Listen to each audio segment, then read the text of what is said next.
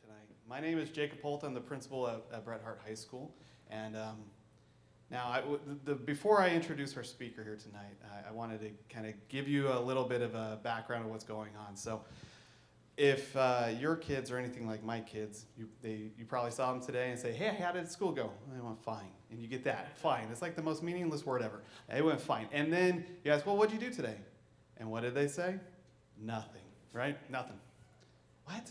There's no way you did nothing. Yeah, we didn't do anything. Hopefully that's not what happened today, because today was an incredibly special day. And you're going to get to experience what our students got to experience. So we began the day, and this is the way we begin every year. Sometimes it's more successful than others. Today was an especially wonderful start of the school year. But we begin every year with bringing in a special speaker. This year is different, and this year is special because we're having a night like tonight to be able to include the parents in this as well. Normally, it's just the students who hear things. They hear it for an hour, then it's off to the races for school. And what we're doing this year is we're being very intentional in what the message is shared at the very beginning. It's the very first message that our students hear, and we're gonna carry that theme and that message throughout our year. So it's gonna be in our conversations and the things we do. And you get to be part of that as well, which is unique. This is the first time I've been part of something like this, and it's the way this is supposed to work. We're supposed to be working together on this because these are your students, these are our students, we're working together, right? So what we have here tonight is something wonderful. We have our speaker here. He's trying to hide amongst everybody, right? But he's over there. As soon as he stands up, you're like, whoa, he's tall. Mr. Tyler Durman, he comes here from Southern California. He'll tell probably a little bit about himself, but I'm going to tell a little bit about him as well. Now, what happens too often is somebody comes and talks about parenting who is not a parent. Well, this isn't Tyler. Tyler has 5 kids, so I don't know if he'll claim all 5 all the time. I have 3 kids. It's not always 3. Sometimes I count 2. Sometimes it's just 1. I see some heads nodding like, yeah, I understand what you're saying, right? So he's got 5 kids. He understands things. He's one of the most well-known speakers, so we're lucky to have him here tonight. We're lucky to have him here this morning. He's visited over 4 million students, shared messages and today we shared a message of family, community, because that's what we want to build. That's what Bret Harte is excellent at, is family and community. And we want to build upon that more and more and more. We can never have enough of that.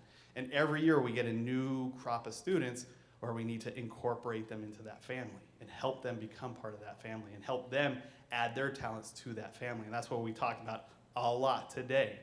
So Tyler will be here to talk about that. He's also the author of a best-selling book. He'll tell you the title because it's already escaped my mind. But he's well-known, he's well-versed, and he's going to be here. He's going to talk with us, but then he'll stick around and talk with you about whatever's going on with you and be able to interact with you. It's a special night. It's a unique night. It's an opportunity that we don't get often enough. So without further ado, I'd like to call out Mr. Tyler Durman. Thank you.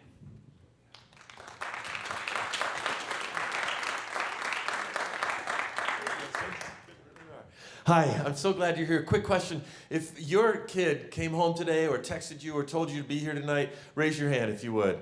Okay, oh, a good 60, 70% of you. Those of you who just raised your hand, your kids are home right now stealing stuff. Okay, I told them to get you here tonight because you were going to hear some things they'd want you to hear. A quick correction to the introduction, not his fault, mine. My wife and I actually have 4 great kids. And this other kid. Okay, so, no, we have 5 pretty great kids. They just take turns being jerks. Apparently it's Brooks' week this week. Before we jump in, tonight isn't about me, but a little background is that we have a blended family. Kristen brought into our family the 3 youngest ones. Our youngest is a freshman in high school, 2 kids in college, and then 2 who are out. Those are my boys. They're married, and one of them has kids. So we've been through it, we're going through it. Jake is a freshman, just started school yesterday down in Southern California, Orange County, where we live now. Lived most of my life in Hawaii, but here we go. 2 quick things you need to understand to make, do I need the microphone? Yeah, I do, okay, all right, fine. By the way, I want to thank all of you guys in the back for sitting back there. You showed up, so speaker, shut up. I'm not going to make you move and I'm not going to embarrass you. But those guys, you obviously love your kids a little more than them. Okay, here we go. 2 things you need to understand. Number 1, the content I'm going to be sharing with you tonight comes from a very unique source. It's not from a book that I read. It's not from my master's program in counseling. It's not from being an ex-teacher. I was a high school teacher, 9th and 10th grade English. It's not from things I learned from the, kind of dry setting of a therapy room where I was counseling students, although I've done that, and parents. What I'm going to share with you tonight is a result of a very unique opportunity I get. You heard the principal. He was good at that, by the way. They really care about your kids here. They didn't ask me to tell you that. I'm not kissing up. I'm busy. I don't need them to ever hire me again. I'll be fine. They really care about your kids. And so you heard in that introduction that I've spoken to over 4 million high school students. It's approaching 5 million now. That's more than anybody ever. And one thing I noticed early on was that students will stand in line. Sometimes they will wait, especially if the assembly is followed by lunch or at the end of the day when they have flexibility. Sometimes they will stand in line for an hour or even more to talk to me. Today it happened in the gym. There was a couple of students I connected with. One I actually gave my phone number to because we were running out of time. And here's the interesting thing I noticed right away, and that is that students say this to me all the time. Tyler, can I tell you something I haven't ever told anyone? My best friend doesn't even know this. And when I was younger and was starting to speak, I thought, I must have a special gift. And then I figured out pretty quickly, it's just simple. It has nothing to do with me. It's just that I don't know their friends, parents, or teachers, and I'm leaving town. So I'm a safe place.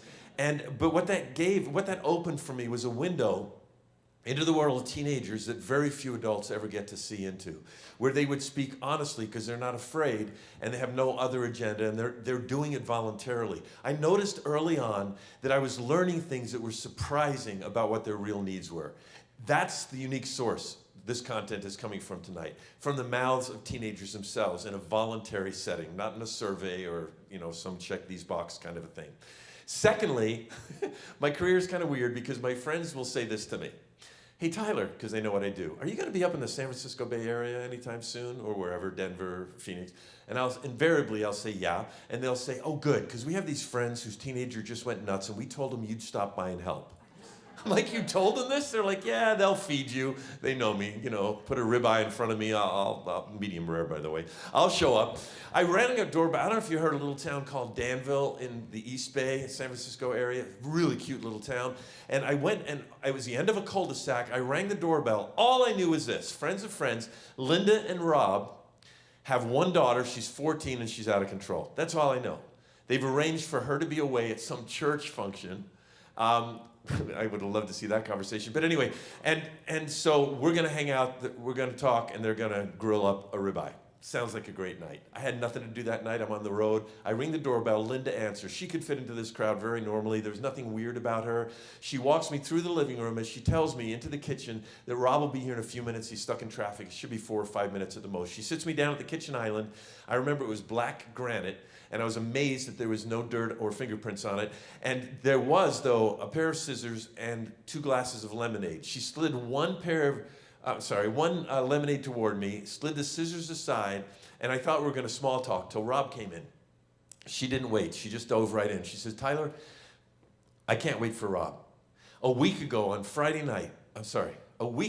it was a Friday, she said, a week ago before school, I was chasing my daughter Heather around this kitchen island, screaming at her like a lunatic with those scissors in my hand. I said, you're kidding. How did that happen? She said, it started upstairs. I came out of my room. She was getting ready to go, and I saw what she was wearing. I said, Heather, you got to change. You cannot wear that top. And she was like, why not? And I said, it's a cover-up for a bathing suit. I can see through it. I can see your bra. Change your shirt. She said, my daughter looked at me and said, no, what are you going to do about it? Whatever. She said, I'm tired of this disrespect. She turned her back and walked away from me to go downstairs, and I shouldn't have, but I went after her. She saw me coming. She started running. I started running. We ran down the stairs. We get to the kitchen. We're going around and around the island. I start screaming at her at the top of my lungs, you stop. You're going to change that shirt whether you like to or not. She said the drawer was open. I saw the scissors. I thought, that'll teach her. I'll cut it off. And I said, well, what happened? And she said, well, she's faster than me. And we both smiled, but then she did it. If you were in the room, you would have sensed this as well. She smiled, and then she looked down, and in that moment, it dawned on me. I could feel the embarrassment coming off of her. She just confessed this to a complete stranger, that she was chasing her daughter with a weapon out of control. And she looked up to see my reaction. So I said, next time you ought to trip her on the stairs. She smiled and was relieved I wasn't going to judge her. And right then I began to say, I am so sorry for what you're up against. I get to work. In fact, I spent from 4:30 until 5:30 on the phone across in the hotel where I'm staying, on the line with two parents. He works for UPS. She's a middle school teacher. They have a 15-year-old son who's out of control. They're in incredible pain. We're going to work together to move forward, to give them a way to transform their family, not just give them tools, but transform their family. That's why we were talking, to see if it was a good fit. But watch. With Linda, I looked at her and I said, Linda, I can only imagine the pain that you're in. And I was about to empathize and say, you know what, there's always hope. And by the way, I don't know why you're here tonight. You may be here because your kid told you to come, and they never talk about anything. Like within the introduction, they just give you one-word answers, and they're like, you got to go tonight. Maybe you're here, even if you didn't want to come, you just thought, I'm going to show up just to show them that I heard them and that I care.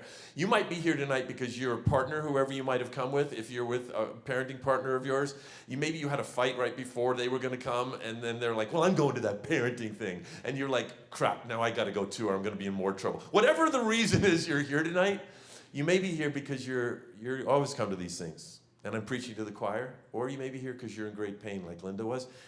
Look at me. The good news is there is always hope. And that's what I was beginning to tell Heather, but we were beginning to tell Linda, but we were interrupted because the screen door opened, in walked Rob. And as soon as I saw him, I knew he didn't want to be there. Why? He's a man. If you're in a partnership with a man in your life, let me just say this. On behalf of the men, and by the way, moms who are here tonight, we knew you would come. Thank you for being here. If you happen to be male and you're a dad and you're here tonight, thank you. We're seeing a trend of more and more of that happening. But just on behalf of the males, if you give that male in your life like a book, for example, and you're like, you ought to read this book. Maybe it's about relationships, or maybe it's about parenting. We know what you mean, but you might as well just look at us and go, you're a failure, you're a loser, read this person, right? That's how it feels to us. So you can imagine how Rob must have felt with me, a stranger, sitting in his kitchen, gonna tell him how to raise his daughter. They invited me, I wanted the ribeye, it was a win-win. But he looked at me, he was polite, he smiled, he kissed his wife, sat down next to her, looked at the scissors and said, she told you? And I said, yes. And then I tricked them. They were expected to just start talking. I said, you guys, can we, I'm from Hawaii, which is where I spent most of my adult life, until we moved to Southern California not that long ago. And I said, would it be okay with you if, instead of sitting here talking, if we went for a walk? Now, I said I tricked them. The reason I told them was because I'm from Hawaii and I love to be outside, and that's true. In fact, out of respect to you tonight, I wore shoes. I don't like wearing shoes. I wore my, what we call slippers in Hawaii, my flip-flops. Some places call them thongs, the kind you wear on your feet, not the underwear. But anyway, and so that's what I was going to wear tonight, but I thought I'd put on my classy shoes for you. But I explained to them, that was the reason I want to go for a walk. I want to be outside. But I'm going to now tell you the real reason, which I didn't tell them till the end. I'm going to have to do this really quickly because we got a lot to cover. But I don't know if you'll believe this, and if you don't believe this, by the way, this will help you in any relationship you have with somebody of the opposite gender.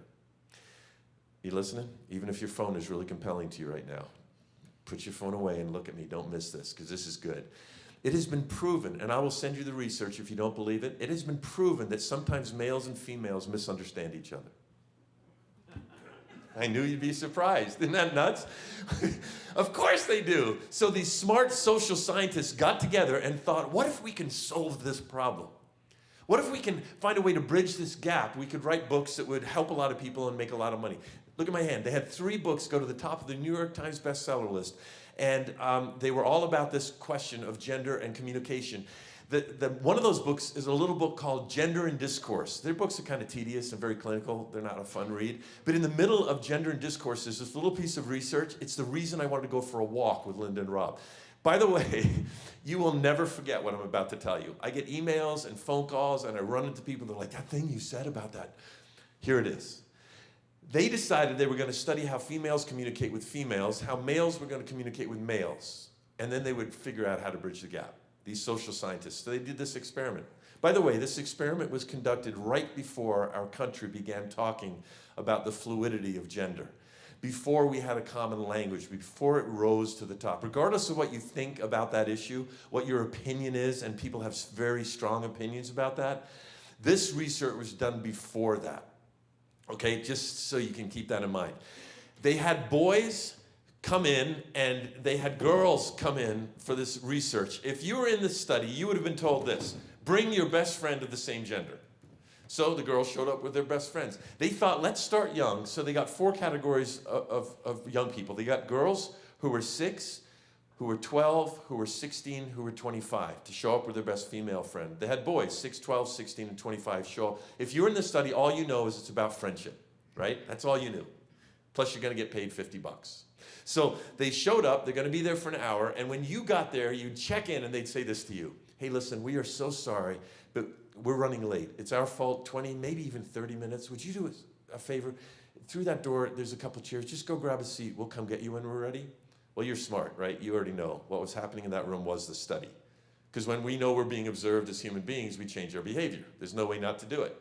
And you've done that. You ever look in your rear view mirror and you see a CHP officer? And it's like 10 and 2, right? We all of a sudden, we look at, because we know we're being watched, we change our behavior. So what the kids didn't know, they walk in the room, there was a mirror. It happened to be a 2-way mirror. The experts are sitting on the other side. There are over 30 high-tech video cameras hidden around the room, like nanny cams. The kids don't know they're being recorded. They wanted to get every angle. They had a little checklist of what they were looking for. They wanted face expression, body language, tone of voice, word relationship, word meaning. They were interested in all the nuances of communication. They got something they were not counting on, and that's what I'm going to tell you. It's why I wanted to go for a walk with Linda and Rob. Here it is. Every female, regardless of age or where they did this study around the world, what the culture was, whatever, every female did one of 2 things, and it was different than what the boys did. Every female walked in, and they either, number 1, turned the chairs to face each other before they sat down, and sat down face to face and talked. Talk, talk, talk, talk, talk, talk, talk, talk, talk, talk, talk, talk. By the way, the females said 4 times more words during the study than the males did. I'll explain why. You know that, right? You take a male and female and put them through the same routine on a given day. The male will use slightly less than 4 times less words than the female uses. There's a good reason for that. We'll get into that. Moms, if you have a son, it'll help you understand why sometimes he gets frustrated with you. And dads, similar with your daughter if you have one. Okay, here we go. If the girls didn't turn their chairs, what they did is they sat in the chairs as they were, and within about 30 seconds had turned their bodies, sat on a leg, and faced each other and talked, talk, talk, talk, talk. The boys, you probably already guessed it, every male walked into the room, again, not knowing that they're being observed. Every boy walked into the room and did the same thing. They saw the chairs, they sat down, and they looked at the wall. Every once in a while, they'd mumble something to each other, blah, blah, blah, blah. From time to time, they'd have a brief eye contact when they did it, blah, blah, blah, blah, blah. Every once in a while, they'd hit each other, bam, right? The boys, all of them, sat shoulder to shoulder. Every female in the study sat face to face. Well, they kept record of this, and there was no exception to it. And what they figured out, and I'll prove it to you from your own life, is this. Females feel most comfortable communicating face to face. Males feel most comfortable communicating shoulder to shoulder. I was skeptical about this until it dawned on me the most significant conversations I've had with my 4 sons have been in the car. Why? Shoulder to shoulder. There's a fascinating thing. Watch me. This is where this gets good. Let me move these chairs for a second. When females are good, what are they doing? They're good with somebody there face to face. When females get upset, what do? I'm not even going to talk to my hand, right? When females get upset with somebody, they turn and they go shoulder to shoulder. Males, exact opposite. We're good shoulder to shoulder. You come to this school during a break or lunch, you're likely to see the girls sitting in a circle, and the guys are most likely, if they're just with a group of guys, to be like leaning against a wall or standing in an arc, shoulder to shoulder. But what happens when we're good, we're shoulder to shoulder, we get upset, what do? You want a piece of this? Right? We go face to face. Face to face is confrontation. Now, Kristen and I, she's awesome. You would love my wife. She's way smarter than me. People like her so much more. She is just feisty. She's Korean. I don't know if this has to do with her Korean heritage or not, but she is feisty. My personality is kind of like this. I don't lose control. When I get upset, I get quiet. Kristen will go off on our kids. She'll be like, you make me want to rip my face off, right? So she goes off on the kids. The good thing she does is she'll go later and apologize and say, I'm really sorry. She's teaching our kids that as humans we're growing, and it's okay to make mistakes. And then she'll say, I'm working on this. One time I asked her, how many years do you think you can get away with saying you're working on it if it never changed? But anyway, watch. So Jake, when he was younger, he would do something and need to be disciplined. This is when we started noticing this. And she would say, Jake, go to your room. I'll come in and talk to you in a minute. It's not a punishment, but we're going to talk down there. Well, he'd go into his room. And when it was her turn, I would hear her down the hallway saying things like this. Jake, take that look up. Jake, do not look at me like that. Don't make that is disrespectful, Jake, don't. And she'd come out all frustrated. And then I would go in, and it would go pretty well. And I remember thinking, well, I do have a best-selling parenting book. Try living with that. Anyway, and the book's name is obviously great because he forgot it. The book's name is Counterintuitive. I'm not here trying to sell books to you, but it's about these things that were surprising that I was learning from teenagers that went against what our gut would tell us, some of what I'm going to share with you tonight. Well, the reason it went so well, Kristen figured it out. She goes, oh my gosh, you know that study, that book, Gender Discourse? I said, yeah. She goes, when she would go in, she would try to resolve conflict the way females do, which is face-to-face. And in Jake's little world, face-to-face is confrontation. He couldn't articulate it, but he'd feel like, oh yeah? And she would go, Jake, and so he would be defensive. And I would go in, because I'm male, I would just intuitively sit next to him on the bed. We both look at the floor, and I go, so Jake, what's going on? And pretty quickly, he'd listen and open up, and we'd talk. She changed that one thing. It dramatically changed how those times went. Why? Because we're wired that way. Research, peer studied research indicates this. Can I come back to Linda and Rob in a minute?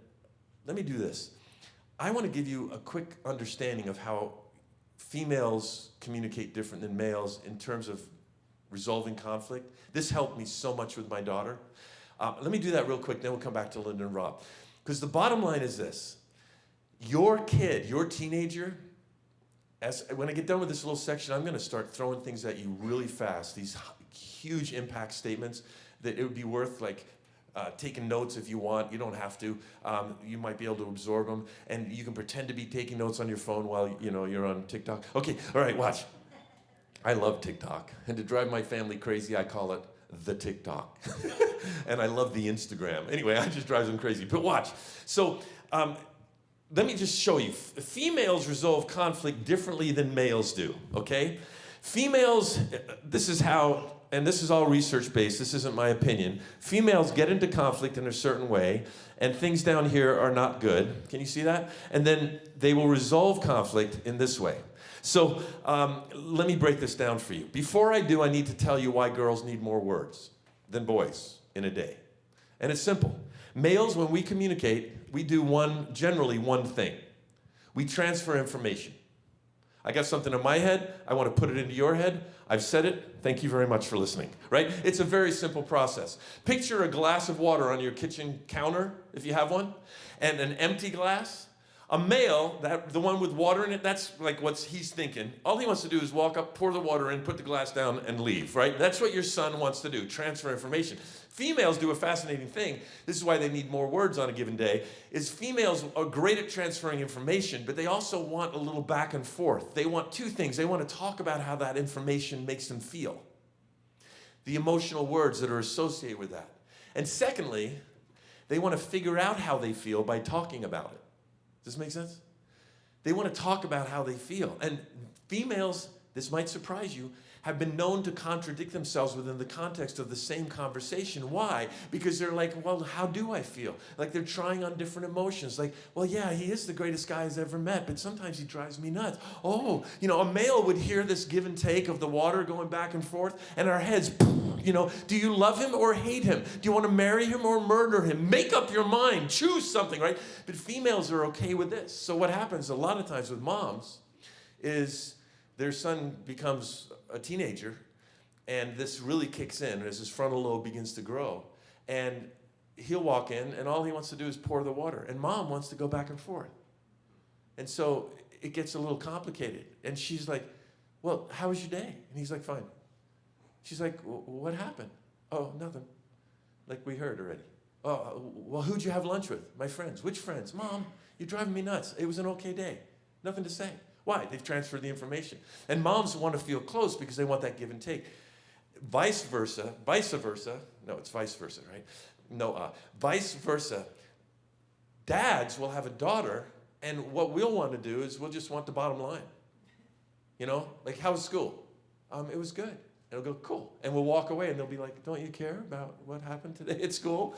Even if it's hard to get them to talk, and a lot of times girls will stop talking because they'll feel like we don't care. So that happens in this downward cycle. Here it is. You ready? So one female, everything's good. We'll just use two females in the same physical location, or maybe online. Girls tend to overshare emotionally online. And so what will happen is this girl, something will go bad. The first thing that will happen is they will go shoulder to shoulder. Second thing that will happen if they're in the same physical space is they will stop talking to each other, right? They'll stop talking. And then, because females need to talk about how they feel, it has been proven through research that sometimes one female who's upset at a second female will actually talk to a third female about the second female behind her back. Surprising again. Anyway, so they need to talk about how they feel. And they will talk and talk. They will find another girl and they will talk until it gets really bad. She said that. Oh my gosh, I can't believe she said that after all this time. She said she'd never tell anyone that. Well, if you want to know this. And they'll talk and talk and talk and they're really mad. Well, it gets to the bottom. It's really bad. And then this is a beautiful process. Females resolve conflict typically like this. There are exceptions, of course, but typically they will resolve conflicts like this. One of the girls will turn and face the other girl. And she'll say something like, hey, listen, I'm really sorry. And the other girl will go, no, I'm sorry. So they will face each other. They will say sorry. Forgive my handwriting here. They will say sorry. And then they will literally, and this is all, again, research-based, they will touch each other at this point. They'll face each other, say sorry, and then they might hug.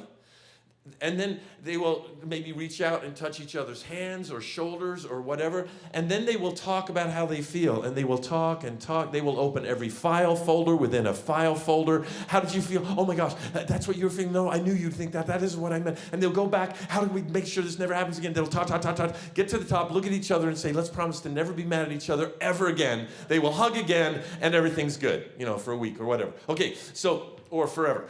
This is how females do it. Males, I don't leave enough room, but we'll use the bottom half. You can see the bottom half, right? The bottom half of this is the male chart. Here it is. I'm mad at you. It's all cool. Okay, that's our chart. It's a very simple chart, right? We don't go through all of this stuff. It's like really easy. I hurt my daughter's feelings. And I didn't mean to. Have you ever, your kids ever bug you? Of course, that's why you're here. Right? Of course our kids bug us. Our kids annoy us. Remember Linda with the scissors? Right? I think we'd all be surprised if we knew how many of us parents in this room have done things like that, lost control with our kids. We just don't post that on Facebook. We don't talk about that when we get together on the weekend. How you doing? Hate my son so much. This week when he went to school on Thursday, I went in his room and stole his money. We don't tell those stories, right? Oh, you think that's bad? My daughter doesn't know it yet, but when she left for school this morning, I spit in the back of her hair, right? We don't tell those stories. I was testing this audience with that joke. We're going to have fun tonight. Okay, watch. So my sons had annoyed me, and their room just needed to be organized. I was sick of stepping on Legos, so we bought these containers, and an hour. They were pretty cooperative, but I was like, this is the last time. I'm going to start throwing stuff out. I'm frustrated. You ever been low blood sugar and frustrated? They were being cooperative. We get to the end, and I'm still like, I can't believe I have to waste my time. And we kind of get it done. I'm grumpy, and Brooke walks in. She was about 10 at the time, and she's now going to be a sophomore at the University of Michigan, right? She's just about to leave for school on Monday. So she walks in. I don't know this. She's watching what's going on right at the very end, and then she goes, Appa, because my wife's Korean. They call me Appa. And she goes, Appa. I go, yeah. She says, why don't you put that stuff there, and slide that stuff under there? And what I thought I said, I apparently didn't because Kristen was watching. What I thought I said was, sweetheart, thank you so much. Man, it's not even your room. That's what I love about you. You're so good. But I think we got it figured out. What I actually did is I went like this. What? No, we got to figure it out. I shooed her away with the back of my hand, legitimately hurting her feelings. Not a nice thing for a dad to do. Well, Kristen came up to me and goes, you need to go apologize to Brooke. I was like, what? What did I do? She said, I just saw you. And she told me, and I was like, oh my gosh, you're right, I did that. This meant, because I love my daughter, I had to enter this world. I had to go and knock on her door, and when she said, come in, she was sitting on her bed. I had to get her little desk chair and bring it up to the side of her bed and face her and sit down face to face. And I had to say and own it. I had to say, I'm really sorry. Oh, for what? Because what I said, you don't deserve that. I had to talk about what I had done and apologize. And then we had to talk about how we felt about it. For like 7 minutes, we talked about how we felt about it. And I had to intermittently touch her knee while we talked. And then at the end, I said, I'm going to do my best to never do this again. And then we hugged. And I went, thank you. And I felt like, yes. And I went to leave, and I glanced back like, good talk. And she was like, oh, another one. Okay, I'll hug you again. And we hugged again. And it was a beautiful smile on her face. And I went out and closed the door, and I was like, I'm so tired, right? Why? Because I'm made for this. Now again, this is research-based. And if you're sitting here and you're sensitive to the issue of the difference between males and females and how far our country needs to continue to go for the rights of women and how unjust our country has been toward women, I agree with you 100%. We have a long way to go, and we're not there yet. But these things I'm sharing with you are not saying one's superior or not. I'm just saying research indicates that we are different in some. Our brains have different chemicals released as they develop intrauteral, while before we're even born. There are biological differences in how our brain. Females' frontal lobe will continue to grow until their mid-20s, and then it will be done, typically. A male frontal lobe will not stop growing until their late 20s or 30, which means we're a little slower. The frontal lobe is where we have things like empathy and consequences, and we make major decisions, and we see the nuance of things. Well, males' brains just develop slower.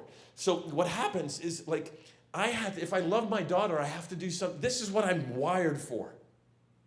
If it was my sons, I could have just opened the door, leaned my head in and said, did I hurt your feelings? Punch yourself in the face. You know I love you. Click. And it would have been fine. They would have been like, oh, yeah, I guess he's sorry, and it's fine, right? It wouldn't have been this conversation, but because I love my daughter. Now, moms you ever had this conversation with anyone who's of a different gender than you? You want to resolve conflict? Let's say right here, this is the son, right? Teenage son. Right here is the mom. And they've had a disagreement, and they're mad at each other, or whatever. And then the son comes in, and he wants to make it better. I'll just tell you this. Even the most rebellious teenagers I've ever spoken with, and the number one thing kids talk to me about is relationships. Of relationships, the second thing they talk to me about are romantic relationships and friendships. The number one thing they talk to me about one-on-one afterwards is their relationship with their parent. I already told you about the girl from this school with her mom. Even the most rebellious teenager who will admit they're in active hostile rebellion against their parent, every one of them, in my experience, want to make it better. They just don't know how. And the parents just don't know how. Linda and Heather, they both wanted it, but neither of them liked the tension. So the boy will walk into the room, and maybe he'll, I'm going to try to make this better. He'll walk in, and they'll be shoulder to shoulder. Why? Because he wants to make it better, and because she's mad at him, right? And so, you ever had this conversation where he'll come in and go something like, hey, Mom, you know that thing? And she'll go, what? And he'll say, I just wanted to say I'm really sorry.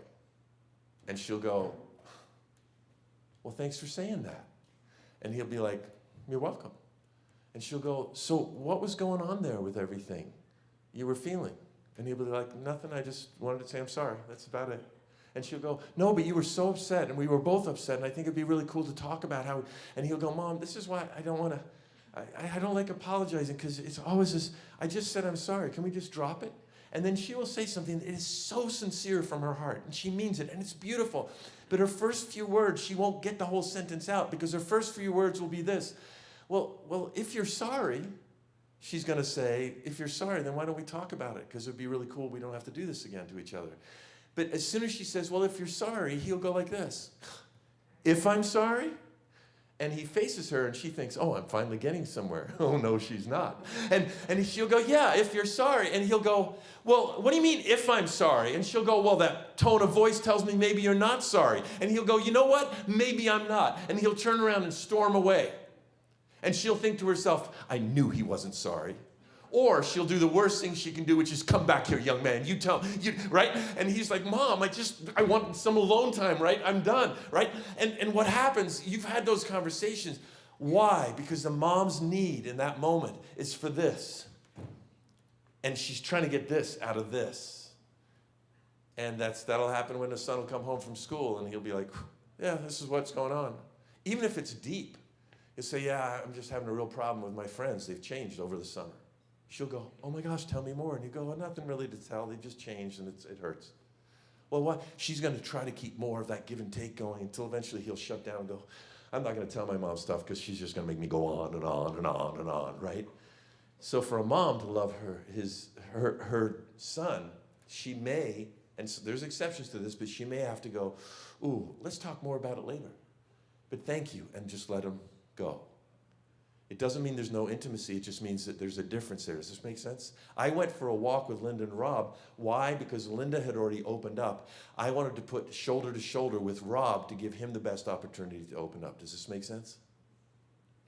We hit their grass. He went and changed. He was so relieved when I said, let's go for a walk. He didn't know why, but it's this shoulder to shoulder thing. To sit across the table would be like, so tell me more about your life. You know, it would be very intrusive. So we went for a walk. Before we got onto the end of their cul-de-sac, onto the street, before we stepped down, he had already opened up. He said, I don't blame Linda for the scissors thing. I said, what do you mean? He goes, I've been avoiding my daughter for months because I'm afraid I'll say or do something I regret. I am so angry with her.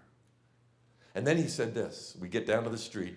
He points down their street and he says, Tyler, there's a family that lives at the end of our street. You know, it's a cul-de-sac. I got to drive by their house every time I come home. I am jealous of that family. I always wish that that was my family. I said, what do you mean? He said, they have 3 teenagers and their family is like perfect. And I thought what I always think when I hear about a perfect family. They're a front for a drug cartel, right? There are no perfect, they're making meth in the tub, okay? There are no perfect families, right? And I just listened and I said, well, guys, tell me stories. And we started walking down. Let's let this chair represent that house. Now, I don't know if that family was perfect, but this is what we all want, right? We want intimacy. We want a family. And by the way, we always tend to compare the worst in our family and our life with the best in what we see in other people's lives. That's why Facebook is just as stupid when it comes to, you know, this mom today I spoke to on the phone this afternoon. She's like, oh, I have friends that go on, oh, my wonderful son, he's so exceptional. She goes, I can't do that because I don't like my son. And I thought, well, I bet you that there's a lot of times the lady who did post that, your friend, that she doesn't like her son either, but she's not going to post that. So this is the chair of what we want with our families. This is the chair of Linda and Rob's reality. We had left their house. We're walking down the street. No lie, we get down the street. We get interrupted because a voice on my right, our right, says, well, hi, neighbors. And we looked up, and as soon as I looked, I knew this was the family Rob was talking about. No lie, a Friday early evening, maybe late afternoon even, there on the front porch is a mom and a dad smiling with 3 teenagers having dinner on the front porch. I hated these people instantly. There's like sweet happiness dripping from their silverware, you know, and little gleams of light coming off their smiles. And the dad goes, hey, we're having salad. Come on up. We got extra. I'm thinking salad. I don't trust anyone who eats salad voluntarily on a Friday night. And Rob next to me goes, oh, thanks. We're just out on a walk. And under his breath, he goes, can you see why I hate them? And I could. I looked at their mailbox to see if it said Stepford. But anyway, we keep walking, right? We get about 20 minutes. We turn around. We're going to go back. We get to this house. The family isn't there on the porch anymore. And Linda, I'm here. Linda's in the middle, and Rob's over by this house. We're walking toward their house, and Linda's wrapping up a story, like her last couple of sentences. And Rob does this. He looks at that house. Now, I don't know where the family was. They might have been inside. You know, they might have been out, you know, selling drugs. But anyway, they weren't there. Rob looks at the house, takes a deep breath, and he goes, and looks at his feet. Linda finished her story, and I stopped him right there on the street. I said, Rob, what was that? He goes, what do you mean? What? I go, that thing. He goes, oh. And he asked an incredible question. Don't miss this question. He said this. He said, Tyler, how come we end up with that family and they end up with this one? And this is the great part of his question. He said, we love our daughter at least as much as they love their kids. So how come we end up with that? Linda stepped forward. She's a smart woman, owns her own business. As I said, she'd fit into this crowd. She said, Tyler, every decision we've made because we love our daughter. So? And they looked at me like, and so I said, you get it, right? It's not about love. They said, what? I said, it's not about love. They said, what do you mean it's not about love? And I told them that every family I've dealt with in crisis, every family down, and I've, just dozens and dozens, hundreds if you count the people who stood in line after I've spoken and want to ask me questions. Every family I've worked with in crisis, without any exception, look at me. Every one of them, those mom and dad loved their kids enough to die for them. They wouldn't even think about it. They would give their life for their child. They love their kids, but they're still here. It's not about love. And then Rob said, well, what is it about then? And I said, you guys, let's keep walking. By the way, I did a similar thing with your kids in the assembly today about the two directions of our lives. And I said to Rob and Linda, I said, walk with me. Look at our feet. Every step we take toward the bad chair, toward your house, let's let every step we take represent one parenting choice. Well, Linda's super sharp. She stopped me immediately. She said, hold on a second. So you're saying we've made bad choices and that's why why we're there? And I really wanted that ribeye. No, the beautiful thing is they weren't defensive. They were just in so much pain. Pain, by the way, is a great thing. It's a gift. Especially for us as parents. Great parents are not perfect parents. Great parents are humble parents. Linda and Rob weren't defensive. They were just hungry. Like, we know what we're doing isn't working. If you can tell us what we can change, this is where they were at. If you can tell us what we can change, we want to hear it. Because they love their kids and they are willing to make that change. I meet parents who will sometimes they'll have I had an appointment today, as I told you, and they'll be all like, oh no, it's our son. These kids today, it's the screens. And they're not willing to look at themselves. I'll wrap that up in about 10, 12 minutes. I'll try to be polite, say, why don't you read the book and I'll see you. Because I know I can't help parents who aren't willing to look at themselves. Linda and Rob were. So I said this, well, the stories you've told me indicate to me you've been making some bad choices. But here's the trick. If you're struggling, it's not your fault. Same for you and me. Our culture has been lying to us about what our kids really need for decades. And consequently, the way we see our role in their lives has changed as well. We'll get to that. Watch me, though. I said, but no parent is doing this. They're still standing still. I said, no parent's like this. Bad choice, bad choice. Check it out. We're getting closer. We're screwing up our kids. Call grandma, right? Nobody does that. They smiled. I said, this is how it works. Watch me now. And I turned and I looked at the good house. And I said, we're all looking this way. We all want the good house, the happy house. It's just that some of us are doing this, and we don't see where our choices are taking us. What used to work doesn't work anymore. The mom today on the phone said these words to me. It was beautiful. She said, when he was little, I could pick him up and take him and put him in his room. He's 5'10" now, and he's 15. What used to work doesn't work anymore. And when our kids go through puberty, we start to realize what used to work doesn't work anymore. And all of a sudden, we stumble back and the relationship isn't good. How do parents get here? Not because they don't love their kids, not because they want that. Here's the key. We make the choices we make. I'm going to put this down for a second. I'll talk loud, okay? We make the choices we make based on what we believe will make our lives happier, right? Think about that. We could talk about this for an hour, but just quickly, in less than a minute. We choose what we choose because we hope or believe it will take our life in a good direction. You were here tonight for whatever your motivation was because you hope or believe tonight would take your life in this direction. Even if you had that fight, you're like, I'll go because I don't want to get in more trouble. Why? Because that'll make your life better. Whatever your motive, we choose what we choose because we believe or hope it's going to make our lives better. Think about this. The guy who's sitting in jail right now for stealing a car so he could part out the car to get cash for a heroin addiction. That guy who's sitting in jail for stealing that car, he stole the car because in his framework, he hoped and believed stealing that car would take his life in the direction he wanted it to go. He'd get some cash to buy the heroin, and the pain would go away. After you've been addicted to heroin for a while, it's not about getting high, it's about chasing away the pain. So why did he steal the car? Watch, this is the key. This is the whole reason I'm here tonight. Watch me. He stole the car because he hoped or believed it would make his life better. He was just wrong about what he believed. That's why he's sitting in jail. So, if we believe the wrong thing, we're more likely to make the wrong choices. If we believe the wrong thing about what our kids need from us, we're going to make choices based on those wrong beliefs. Early in my career, one of the most sophisticated kids I had ever met, named Josiah, hired me to speak at his school in Orange County. 2,200 kids. This is years ago. This is the moment I began recording and writing down, documenting what I was learning from these one-on-one conversations. Because Josiah waited at the end of a line. I was done speaking. I thought he wanted to just walk me to my car, hand me my check. They pay me for this job. I love America. But anyway, watch. He said, Tyler, can I talk to you too? I was like, Josiah? I mean, I thought he was as adult as I am. He was articulate. He knew more about political science than I'll ever know. He wore deodorant. I thought, this kid's done. He's an adult. He took me to the top of the bleachers. We sat shoulder to shoulder. He leaned forward, elbows on his knees, and the first tear fell when he said, my dad doesn't love me. I said, well, what do you mean? What he said was so opposite of what my gut tells me, so counterintuitive, that I kept repeating it in the back of my rote memory. So when I got to my car, I got my gasoline receipt for the rental car, I turned it over, and I wrote word for word what Josiah had told me.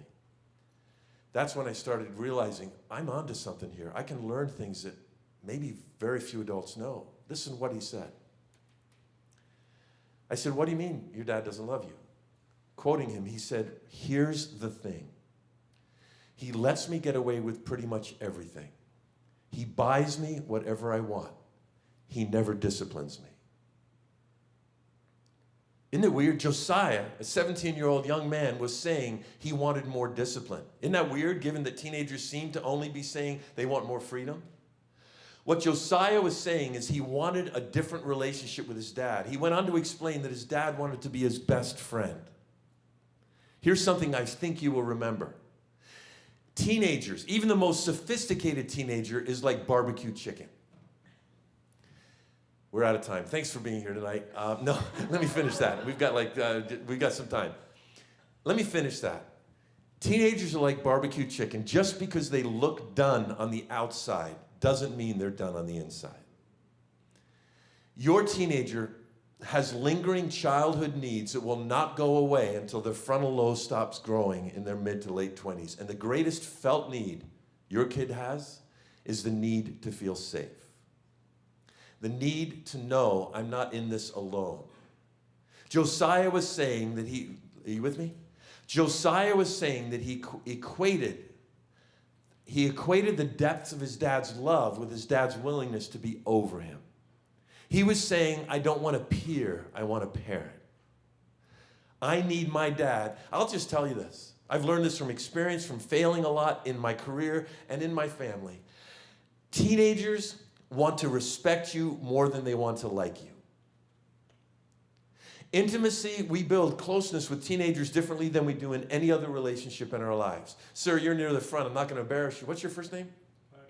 Patrick. Okay. If I met Patrick afterwards and I was like, oh, I want to be Patrick's friend. I wish I lived closer, but I'm going to be back up there. I would show up to Patrick's house and go, Patrick, what are you into? What do you like to do, Patrick? Like on a Saturday, you can do anything you want. What would you do? Fun with the family. I don't know. Hang out with your family? Do you have a hobby? Go to the lake. Okay. You got a boat? Used to, okay. So if Patrick, I was like, I want to be friends with Patrick, I would not show up and go, Patrick, what do you want to do? And he's like, let's go to the lake. Let's rent a boat. Let's go fishing or whatever. If I wanted to be Patrick's friend, I'd go, okay. I wouldn't go, oh no. I brought extra indoor soccer shoes. I hear you have an indoor soccer. I love soccer. We're going to go play soccer today. Patrick, okay? In fact, I got you a soccer cap here to wear. It's got, I love soccer written on it, and here's a t-shirt for you too. So let's go play soccer. On the way, we're going to listen to a live game of the cups that are happening over in Europe right now. Patrick would go, I don't want to be his friend. Why? Because as adults, we build friendship as equals. We build intimacy as equals. Your teenager will build intimacy with you based on respect, not on being a peer. They want you to be over them. That's what Josiah was saying. Here's the thing. He lets me get away with pretty much everything. He buys me whatever I want. He never disciplines me. Josiah was saying, I need my dad to be stronger than me. I'll just tell you this. Your teenager would rather disagree with the boundaries and expectations you set up. They would rather disagree with those and have you be as consistent as you can be than have you be wishy-washy based on how you feel and then never know what to expect. I started describing this to Linda and Rob, and Linda interrupted me. She goes, oh my gosh, I do that. I said, let me tell you a 30-second story. They go, okay, we're eating ribeye now. I made it fast. I said this. When I was in college in the summer, I stayed in the area and I got a job. My job was to paint dorm rooms. And it was really hot that summer. You guys know what heat's like, right? Holy crap, what is wrong with you people? I wanted to get up tonight and just say, move. Anyway, and so, easy for me to say, I couldn't believe it. And you guys are just going around town like, oh, 108, no big deal, whatever it was. I'm like withering, trying to get my hand into my sweaty pocket. Anyway, and so, my pocket was actually sweating. Anyway, and so what? So what I said is it was hot, and so we would drink a lot of water. And one time the big boss walked in early in this summer. And my buddy and I, it was not break time, but we're standing by this styrofoam cooler pouring water into these cups to take a break because we were so thirsty. The big boss walked in, and I saw him, my boss's boss, and he goes, what are you doing? Get back to work. I don't pay you to stand around. And we quickly pushed everything. And I went back, and he walked away, and I went, wow, I guess he's the boss. Next time I saw him, I was pouring water. I got totally busted. It was just me. I'm pouring water. He walks in. He smiles. He walks over to me. He goes, could I have some? It wasn't break time. And I'm like, yeah. And then we talked about this new sitcom we had seen the night before, starring Robin Williams, called Mork and Mindy. And we joked literally almost 20 minutes. And the whole time he's in front of me, I'm thinking, this guy's the best. He's the best boss in the world. This is awesome. Well, the next time I see him, he comes over and he's like, oh, Tyler, did you see it last night? Yeah, give me some water. And we maybe 8 or 10 minutes we talked about Mork and Mindy. And the whole time I'm pretending I'm liking it and I'm laughing with him. But in my head I'm thinking, this guy's a jerk. Why? You never know where you stand. Because the next time I see him, he's yelling at us for taking a break. Linda said, oh my gosh, I do that to Heather all the time. I said, what do you mean? She goes, I just want to be close to her. So I'll say, you cannot do that. Don't speak to me that way. But then she will. And I'll be like, don't be on your cell phone. You don't listen to, in the car, I don't want you on your cell phone. And then she'll get in and she'll go, hi, Mom. And I'll want to be close to her, so I'll pretend I don't notice. And she goes, so I'll look the other way with a bunch of things. But eventually, I'll get frustrated and it'll build up and then I'll explode on her. Like, what are you doing? How many times do I have to tell you? And she said, that's what I do. And I said, yeah, your daughter never knows where she stands. Nobody wants that in a boss, let alone a parent. See, what Linda was doing is she had bought into one of the biggest lies of our culture. And our culture tells us, this is the lie. The lie is that we should have child-centered homes. Linda and Rob, and I'll tell you, every family I've worked with in crisis has struggled at some level, with the exception of one of the families, have struggled with having a child-centered home. Our culture has convinced us, and I won't go into a history lesson, but it has changed, where kids are now the center of the home, where adults started being told through books in the 70s. You remember the 60s? If you remember the 60s, you probably, well, if you remember them, you weren't in them. But anyway, okay, some of you that on your way home, you'll be like, oh, I know what he was saying. Anyway, or maybe you're too young, but watch me.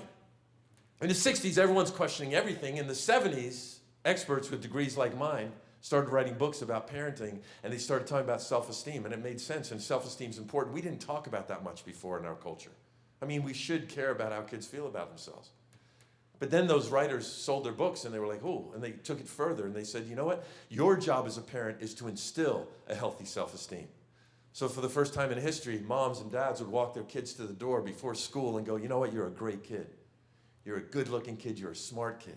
They were trying to instill self-esteem. Saturday Night Live did a skit, and darn it, people like you, right? And so what happened is we started feeling it was our job to make our kids feel good. And then these authors took it even further, and they started saying, our job as parents is to protect our kids' fragile self-esteem. And for the first time in history, we stopped keeping score at little kids' soccer games. Why? Because we wanted everyone to feel good. Even though research indicates, we give away those trophies, and the kids who won and lost, nobody's keeping score. Oh yeah, they are. The kids are keeping score. They know who won the game. And research indicates that the kids who actually won the game and the kids who lose the game have two strong emotions associated with getting the same trophy. The kids who lost the game feel shame and embarrassment. And the kids who won the game, they feel anger and resentment. But we keep doing it. Why? Because we've bought into this idea, my job is to protect our... For the first time in history, we started getting parents calling teachers to see if they could get their kids' grade changed. My son, Caleb, came to us and, well, let me just show you this, new piece of paper. He was in 9th grade. Caleb's our easiest kid. Shut up, you have a favorite. Anyway, so Caleb came to us and background to this story. When we have children, for the first years of their lives, we basically do two things. This is our job as parents. When our kids are in early elementary school and leading up to that, number one, what we do is we provide for them, right? Why do we provide? Because if we don't, they will literally die. It's pretty simple. I remember trying to feed my firstborn, Spencer. It was the first time I was alone with him. He turns out to be one of my favorite people in the world, but I was panicked because I'm trying to feed him when he's spitting the food out, and I'm thinking, the authorities know I have you, kid. You have to eat this food. They have your footprint at the hospital. You cannot die, right? I was panicked. Why? Because I had to provide for him. Number two, what do? It's easy. We protect them. This is why when we have little kids, we put gates up at the top of the stairs, right? We shut the front door. We put the safety latches on the cabinets with the poison in them. We put those little plastic things in the plug holes for our first child. If you have more than one child, you know exactly what I'm talking about, right? Your first child, you're all protective against. You know, it's like they drop their pacifier and you're like, throw it away. I got a new one. And we shove it in their mouth. Our second kid drops their pacifier. We're like, we pick it up. We're like, and we shove it back in their mouth, right? Our third kid, we're like, I don't know where it is. Go suck my truck tire. It's the same thing, right? We get a little more liberal and free with them, right? We don't worry quite as much. So we provide and we protect. But here's the trick. By the time they approach middle of elementary school, definitely by the time they're in middle school and high school, we have to introduce a third piece into the pie. I'm going to now state the obvious. To put a third piece in the pie, 1 and 2, to put a third piece in the pie, look what happens to part number 1 and 2. They have to get smaller. In other words, we have to do less providing and protecting in order to do number 3. And number 3 is our whole job as parents. I hate that this word happens to begin with a P because I hate it when speakers do PPP or whatever it might be, but it just happens to be that way. The third thing we do is our job, it's our whole job, is to prepare our kids to live life without us. Right? That's our job. They're going to leave the house. They need to know how to do their laundry, how to choose their friends, how to manage their time, how to handle their money, how to actually use deodorant on a regular basis, to bathe themselves, how to be kind to people. All of these things, that's our job to prepare them. And by the way, we're not going to fully prepare them by the time they're 18 because that frontal lobe isn't even done yet, you know. So don't feel bad. But here's the thing. This one, it doesn't feel as good to us as these two. Providing and protecting our kids feels really good. Caleb came home and he wanted to be transferred out of his math class in 9th grade. He likes math, and he thought it was a long-term sub. They just scrambled. They got somebody for 4 months until the teacher could come back. She, I guess, had a child. And so this guy was arguably a terrible math teacher.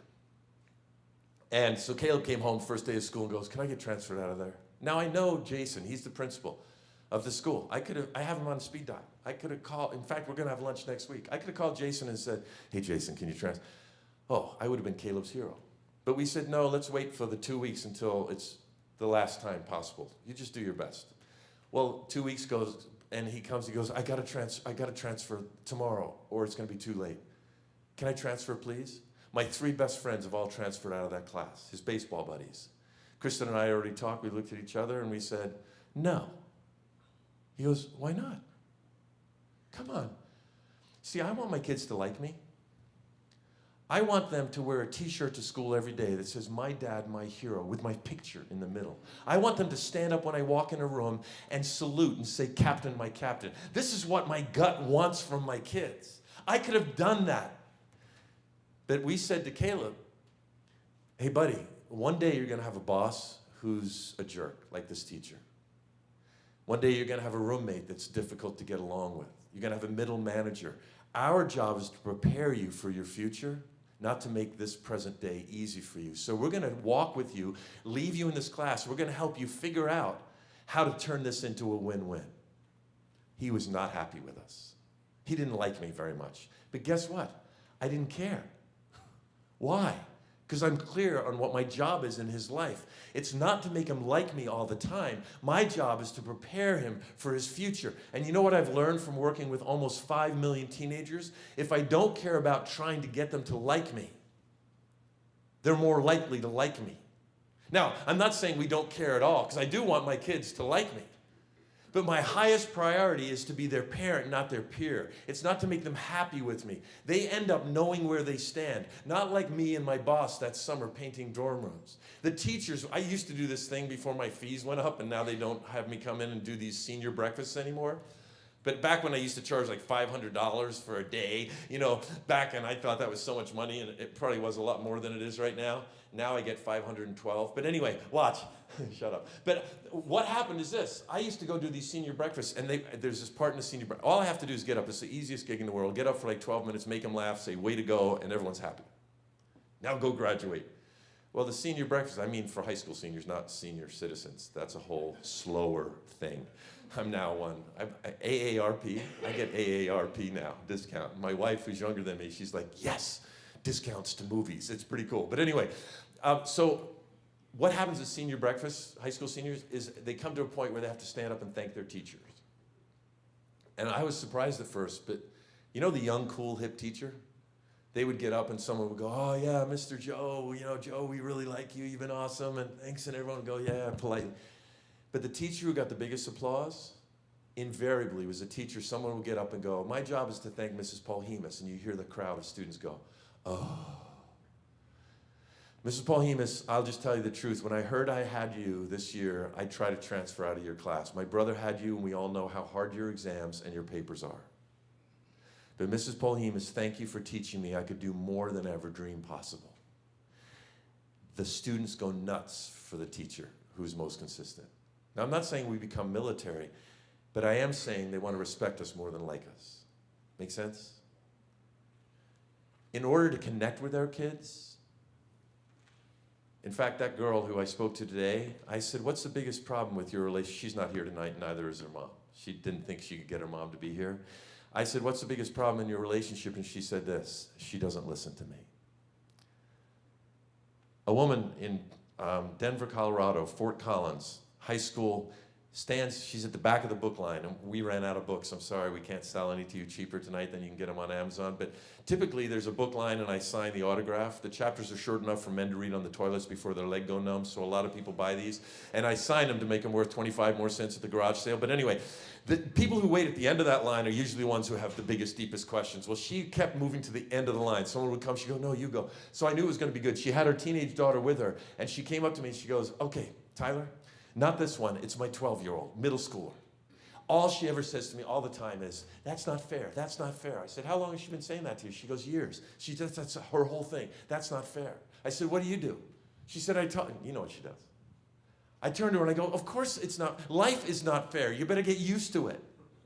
When I was your age, we had to walk backwards to school, uphill in both directions, in bare feet through the snow. And when we got home, we had to clean the lake with our tongue, clutching a handful of boiling gravel. And our dad would come home and he'd cut us in half with a butter knife and jump up and down on our grave singing the Hallelujah chorus. "You think this isn't fair, right?" And we've all done those stupid things. So this mom says this to me. By the way, that was a Monty Python skit I just stole. But mom says, "I tell her life's not fair. That's my job. I'm preparing her for the future." Like you said, Tyler, I'm like, did it ever occur to you that maybe your daughter really believes it's not fair? What if your daughter believes that you love this daughter more than her?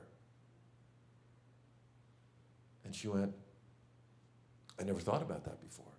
I said, when's the last time your daughter said it's not fair and you pulled her aside and you took out your cell phone and you said, I want to talk to you, but I'm going to turn this off because I don't want us to be interrupted.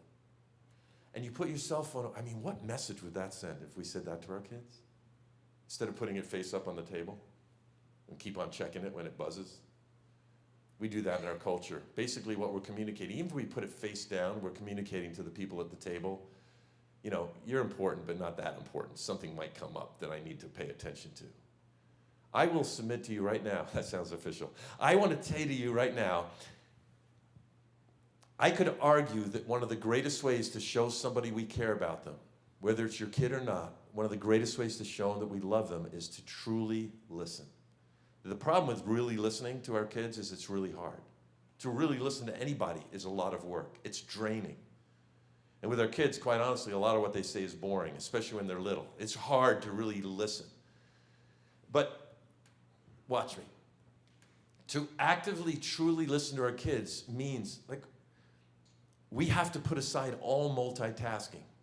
Physically, to really listen, to be focused, to be present. We can't do it all the time. But you will come up, research tells us we need 5 to 12 minutes a day of demonstrating to our kids that we are present and 100% with them.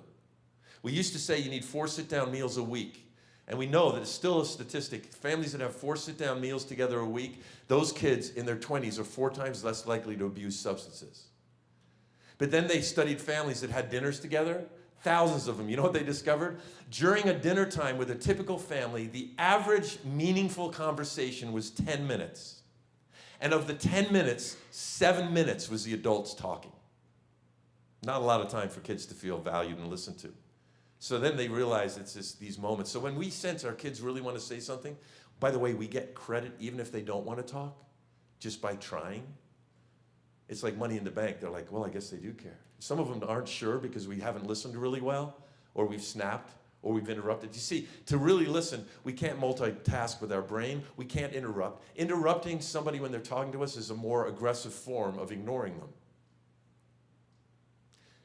We can't fix it. That's what I want to do all the time. I want to say to my daughter, okay, what did she say? Okay, and what's her name? Okay, this is what you do. Tomorrow you go to school and you go up to that girl, Jane, and you say, Jane. And my daughter looks at me. And one time she actually said, I don't like talking to you. I was like, why? I'm an expert. I have this best-selling parenting. No, I didn't say that. I said, what? You don't like talking? She goes, yeah, you always wanted to fix things. I like talking to Mom better. She just listens. That was a powerful lesson, right? I was like, I'm better than Mom. And I don't know. But she's right. I was always trying to fix it. That's not listening. Because we know our kids so well. Do you ever interrupt them because you know where they're going and you want to save time? You're like, yeah, let me just kind of save us both time. That's not making them feel valued. To nurture intimacy, we need to be stronger than them, over them. They're barbecue chicken, but we also need to be present 5 to 12 minutes a day if we can. And so what happens is we prepare our kids. This is harder. It was harder for me to not let Caleb transfer because I would have been the hero if I had. I'm going to talk about 2 things and then we're going to get out of here. I wanted to spend time on the... I'll just do these 2 things. We're going to talk about respect really quickly. And then we're going to talk about freedom. You know what? We don't have to... Let me just say this about respect and then we'll move to freedom.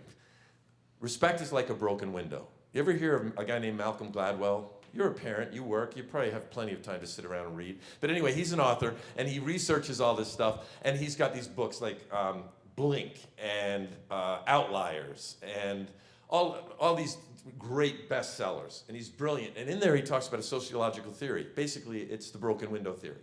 It says this.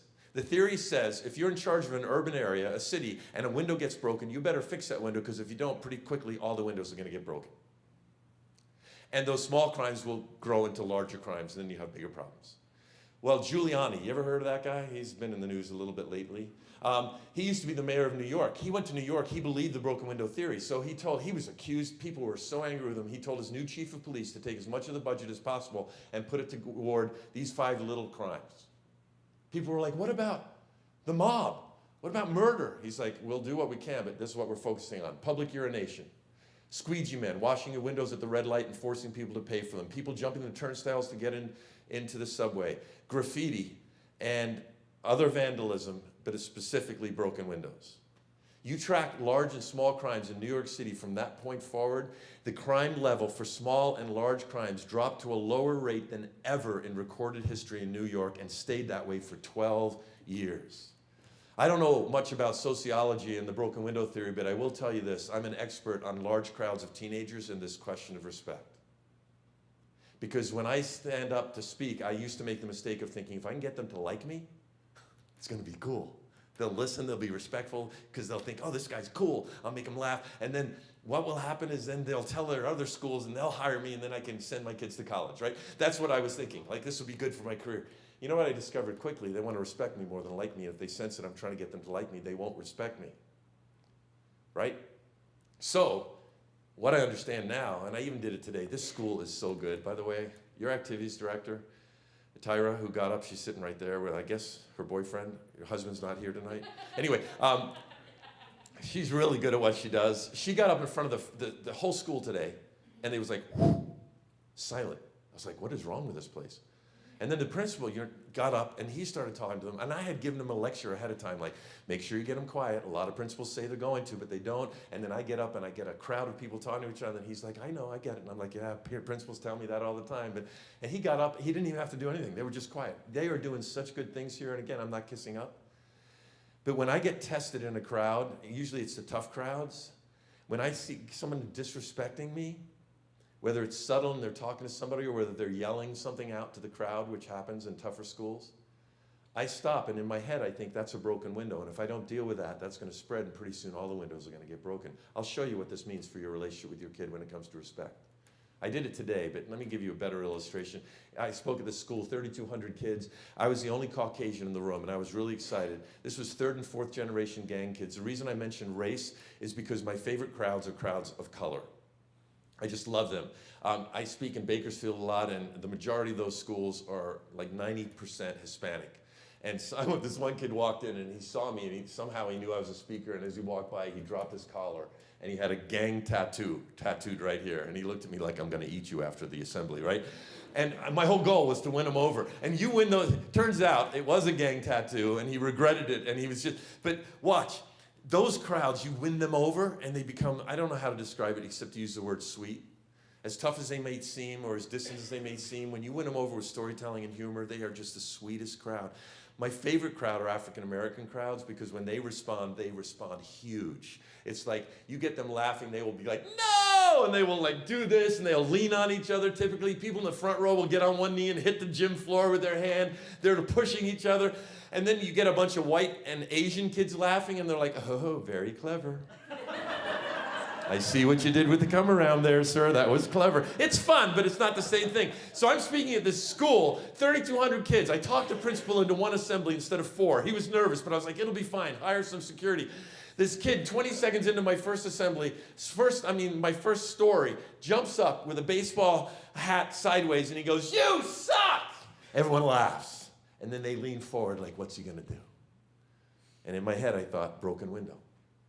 If I don't deal with this window with wisdom and fix it, pretty soon all the windows are going to get... I used to make the mistake of trying to appeal to them like this. I'd have these lines like, oh, I remember going through puberty. And everyone would laugh and go, oh, you haven't gone through it yet? And then I go, come on, don't yell out anymore. We got some stuff to do. The windows would keep breaking. So what I do now, I actually did today in one of the assemblies. Some of you who are students who are here will remember this. I stop. And I lower the microphone, and I said this, because there was a couple girls talking. In fact, there was like 5 of them. And so I deal with that broken window, not as a peer, but as an adult. But I've learned I can't appeal to them based on my position as an adult. I can't say, hey, that's disrespectful, I'm a speaker. You don't do that in an assembly. Because they don't care. They have adults in their lives that are not worthy of respect. I have to give them a bigger reason, and this is what it has to do with you and me in our kitchen.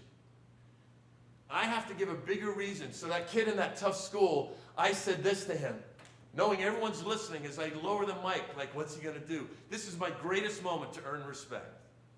It can't be about ego. I try to stay calm, and I said, young man, look at me, with the hat sideways, look at me. If you interrupt us again, I'm going to stop, and I'm going to kick you out, and here's why. Then I give the bigger reason. The reason is what we're going to cover today is so important. I'm not going to let you get in the way of the people around you hearing what we're going to talk about. So you can daydream, it won't hurt my feelings, but if you interrupt again, we're going to kick you out. Now, typically, in a tough school, I will say, do you understand? And I said that day, do you understand? Look at me. Do you understand? And that day he went, yeah, whatever. And I thought, I'll give him grace. So I said, that's good enough for right now, but don't test me. And then typically a minute later, I will come back and I'll say this. You guys, can I just stop? Young man with the hat, I just want to say thank you. I respect you so much for the way you just responded to my discipline with such respect. This might sound corny to everyone, but would you clap to thank him? What am I doing? I'm showing it's not ego. I'm making him the hero of the story. That's the first time I use the word discipline or respect. I've given a bigger reason. Now I'm on his side, not his back, right? Well, today I did that, and I came right back immediately. And I had them applaud for this person. And there was like 5 girls, and none of them knew which girl I was talking to. It was awesome. They're all like, so I just I pretended it was just the one girl. So anyway, it was awesome. But what I'm doing is sending a message that I'm an adult and I'm not going to let you screw around. Why? Because that's a great reason. You're getting in the way of other people. You argue with that reason, you're a jerk. In our kitchen, we have a big reason too. It's a different one. But I'll say, Jake, you cannot call your sister a jerk. Why? Here's the bigger reason. Every relationship you're going to have in your future is built on respect. And if I let you be disrespectful to someone in our family, I'm not doing my job. I'm not loving you well. Because my job is to prepare you to have great relationships. So now there's going to be a consequence for your disrespect. Does this make sense? Your kids want to respect you, which means if you screw up, which you will, you need to say, I'm sorry. A mom told me once, if I apologize, Tyler, I'm going to be apologizing a lot, and I'm going to lose credibility with my teenager. They're going to think I don't know what I'm doing. I said, they already think you don't know what you're doing. Why? Because they hate hypocrites more than anything in the world, and you're being a hypocrite because they know you screwed up, and you're not willing to say you're sorry. You want to gain credibility? Admit it when you screw up, and you'll be raising them under the blessing of knowing that life is about failing and growing and admitting it, rather than under the curse of pretending you've got everything figured out. Make sense? You know what? We are out of time, but I want to do this freedom thing that takes me like 12 minutes. So I tell you what, I know some of you have to go right now because your kids are literally stealing stuff. You are suspicious right now that your house is on fire. But for those of you who really love your kids, what we're going to do, no. If you have 12, and we will not judge you if you have to leave, maybe you're tired, maybe you got up early this morning, whatever it might be, you're exhausted, you go ahead and slip out. But I'm going to take a 30-second break, and then I'm going to do 12 minutes on freedom. I will tell you this. This will be the most helpful thing I give you, the freedom conversation. But let me tell you this. There's another conversation you need to have with your kids. It's called the reset conversation. We don't have time to go into that tonight. If you go online and you go to, just put this in, resetconversation.com. What will pop up will be a place where you'll give us your first name and your email, and I'll repeat that. And I will send you an email. We're not going to spam you. I'm going to send you an email with a link you can click on. It will take you to a 12-minute video where I explain the reset conversation, and it will give you a cheat sheet. Because this is you have to have the reset conversation before you can have the freedom conversation. You might be looking at me like, my kid won't even listen to me. Things are out of control. I mean, I taught this to Linda and Rob, and they had this conversation, and Heather loved it. By the way, a year after I was with them, Rob called me all choked up, and he said, Heather broke up with her boyfriend. I said, why are you choked up? That's great news. And he's like, I know. But she told Linda that one of the reasons she broke up with him is because she wants to date somebody more like me. They had their daughter back. And when I say me, I don't mean me. That would be creepy. I mean like her dad, okay? So here it is again. If you just go to resetconversation.com, it's all automatic. You'll get an email with that link. I am going to send you another email because I have 3 videos to give away to you. In fact, I think your school and district is going to send this same link to you. Not for the reset conversation. That's not involved in it. But you will get another link to 3 14-minute videos. And then at the end of the 14-minute videos, it's going to say, hey, if you want a master class, here it is. It's a marketing thing. We're manipulating you so we can sell you things so I can feed my children. But you can opt out at any time. We're not going to spam you. If you want the reset conversation, just go to resetconversation.com. You can even do it right now. So we're going to take a 30-second break and then 12 minutes on the freedom conversation. It's so practical. It will make your kid feel like you're on their side, not their back. Okay? So I'm going to wait. I'm not even going to wait. I'm going to wait 20 seconds. If you've got 12 minutes, stay. If you don't, we completely understand. We'll just judge you as you leave. Okay, so here's the beginning. Not really. 20 seconds. You take off, because I know some of you have to. Go ahead. Nobody? Okay, well, no. Okay, a couple people have to leave. No worries. I'm so glad you guys came. I really am. Is that your son behind you? Oh, awesome. Did you drag them here? Yeah? No? He dragged you here? You know why? Because he wants you to know about freedom, but that's okay. Anyway, no. Okay, here we go. You can get a cheat sheet from somebody else who was here. Thanks, you guys, for coming, and thanks for bringing her here. See you guys? Your beard just rocks, dude. It is so cool. I want to grow one of those, and my wife's like, no, I won't kiss you. And I'm like, my wife's pretty hot. Okay, all right, watch. Because that's how deep I am. It's like, it's not about love, it's about how hot she is. No, my wife, you would like her so much. But anyway, she doesn't want a beard, so I'm not going to do it. Freedom conversation. A dad in Canada was sitting right in the front early in my career, and I wanted to get out of there. They had a poster. It had to be 10 feet across, 5 feet tall, huge picture of me. I walked in the room, and I thought, crap. The poster said, Tyler Durman, teenage expert. I was no expert. I had spoken to maybe 40,000 kids. I didn't know. I thought, I'm going to do my hour, 15 minutes, and get out of here before anyone can ask a question. I remember it started snowing through the back windows while I was speaking, and I thought, I got to get out of here. And And so at the end, I said, thank you. And this dad put his hand up right in the front. And I was like, oh, yes? He said, my daughter's 14. She wants a boyfriend. I told her she's not ready. She's really angry. Am I doing the right thing? 450 parents and teachers in that room went like this. And it dawned on me, they all had their own version of the same question, and it's this: what do we do when our kids want more freedom than they're ready for? I don't remember what I told that dad. I just remember that night in my hotel drinking hot chocolate, watching the snow, thinking I owed that man more. I started listening to teenagers and asking questions to come up with an answer. It took a long time. This has been tested. Linda and Rob had this conversation. It's what I call the freedom conversation. You need to have the reset conversation first, but the freedom conversation, this has been transformative. This is what transformed these two conversations, Linda and Rob's life. And here it is. Conversation answers that question. In fact, in my book, Counterintuitive, I write down word for word what I would say to that dad if I could go back in time. And as I was writing that, I thought, I'm going to have this conversation with Brooke in a couple of years. So I changed it, and I wrote it as if I was talking to my daughter, Brooke. And I said, what name should I use for the boyfriend? And Kristen said, Hugh. And I know that's because she's got a crush on Hugh Jackman. I met Hugh Jackman on a TV show in Canada. I was the first guest. He was the second guest. I called Kristen. I said, baby, guess who I just met? She goes, who? I said, Hugh Jackman. She said, shut up. Like, she loves Hugh Jackman. I said, I shook his hand. She said, don't wash that hand. And in my head, I'm like, okay. And then she goes, did you talk to him? I said, yeah. This is what I said to him.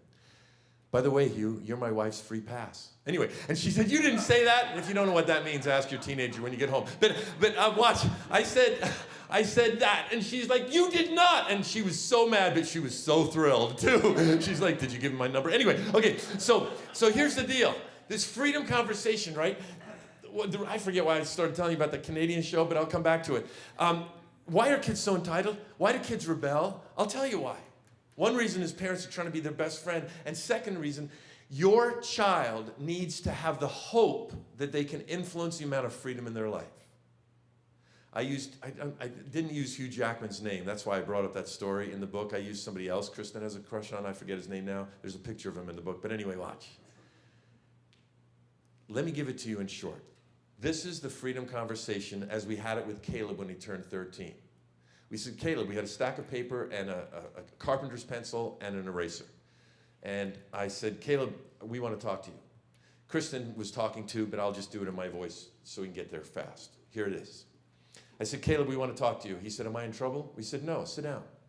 You're our favorite. I said, okay, Caleb, sit down. Brooke goes, can I listen? Because she's the curious one. We said, yes, but you can't talk. She was like 10. Almost 11. And we said, yeah, but you can't talk. She was okay. And she needed to hear it more than him. But anyway, so we said, Caleb, we have good news for you. He said, what? He said, we want you to have total freedom. And he sat up a little straighter. He said, what? We want you to have total freedom. It's our dream come true that you would have total freedom, that we would have no rules for you. He goes, you're kidding. Why? I said, because that would make your mom and me very happy. If we had no rules for you, we wouldn't have to ever, it would be so easy for us. I could turn to mom on a Sunday night and look at her and go, I haven't seen Brooke since she left for school Friday morning. And mom could just look back at me and go, well, you know Brooke. I'm sure she's fine. She's probably helping nuns with homeless people. That would make us happy if we didn't have any expectations, because you'd be so responsible. He goes, oh, okay. I go, let me explain it to you. And on the first piece of paper, I drew a circle. And in that circle, I wrote the word play. I said, Caleb, remember when you guys were little, we had a fence around the play area? He said, yeah. I said, why did we have a fence around the play area? He's not that bright, so I had to help him a little. No, he's actually pretty smart. But I drew a picture of a street. I said, why did we have to have a fence? He goes, oh, because we were too stupid. We would have run in the street. I said, exactly. Every expectation we have for you, Caleb, every rule, every one of them is like that fence. It's there to give you freedom that you're ready for and protect you from things you're not ready for. I said, Caleb, do we have a fence anymore? He said, no.